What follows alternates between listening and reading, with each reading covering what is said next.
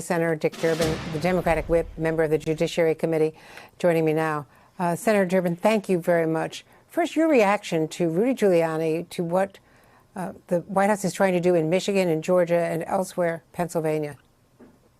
It was a pathetic display, and it's become so common when Rudy Giuliani gets in front of a camera or a microphone. He is a legal buffoon.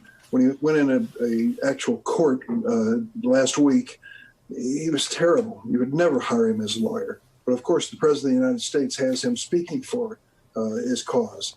It's an indication of where it really is grounded. It is grounded in this political wonderland that they have dreamed up to try to discredit votes. And what an irony that the votes they want to discredit time and again are African Americans. This, to me, is an indication of a racial tune that they are singing that I hope America is going to reject. We have still not heard anything from a number of senators. I mean, only a handful have spoken out against this. And the GSA administrator, Emily Murphy, is still not responding to what she is legally mandated to do, which is begin the transition, certify when there is an apparent winner. There is an apparent winner. It doesn't mean a certified winner or an electoral college winner. So what can you do? I know that some 40 Democrats have written and are demanding answers by Monday on the House side, as well as some senators. What can you do to make the GSA comply? Can you go to court? It would take too long. The administrator has the authority in what is known as ascertainment to begin the transition process, and she has decided against it. And we're paying a price for it. We are paying a price for it. We're in a pandemic where people are suffering and dying every single day. The new president, Joe Biden, and his team should know all the details when it comes to the vaccine and when it comes to dealing with this issue of distribution. We shouldn't lose a day in distributing this across America. And yet this reluctance to declare the obvious that Joe Biden is going to be the next president is delaying us. Let me say this, maybe perhaps the Electoral College certification will be a moment when they'll start to move forward with a real transition. But it's time for the Republicans in leadership in the Senate and the House to really initiate an intervention with this president and to say to him, for the good of the nation, you have to acknowledge the obvious. You lost this election. Now let's move on. For the good of America, we have to move on.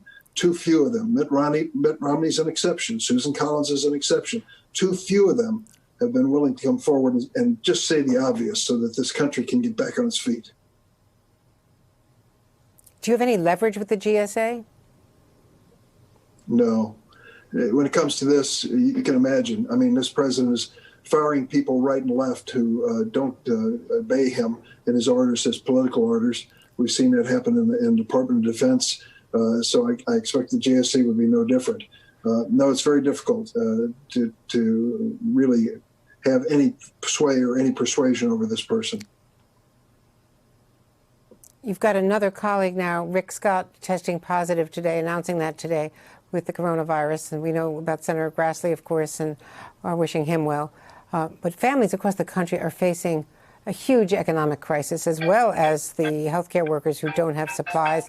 Money is running out. We heard from Governor Beshear yesterday that the governors are going to be out of money by the end of December for any of the, not only unemployment insurance, but PPEs and other supplies. What can be done? Can some COVID relief be attached to the budget bill? Absolutely, yes. It can happen, and it should happen immediately after Thanksgiving.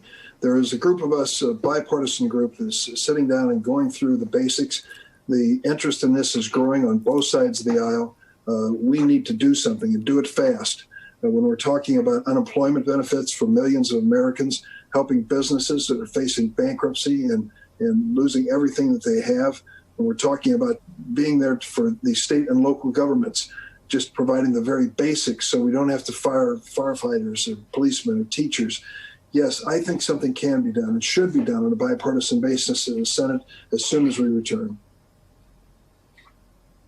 And finally, we've got the Treasury Secretary, Secretary Mnuchin, blocking the Fed from or demanding back $400 billion plus of money, loans that Joe Biden should be able to count on to get the economy through in the early months of the next year.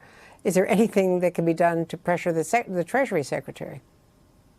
I'm disappointed. I've heard good things about Treasury Secretary Mnuchin negotiating in good faith in the COVID relief.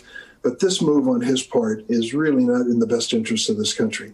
Our economy is flat on its back. We need to put people back to work and save businesses. This will not help. A scorched earth policy leaving office is not going to help the reputation of this administration.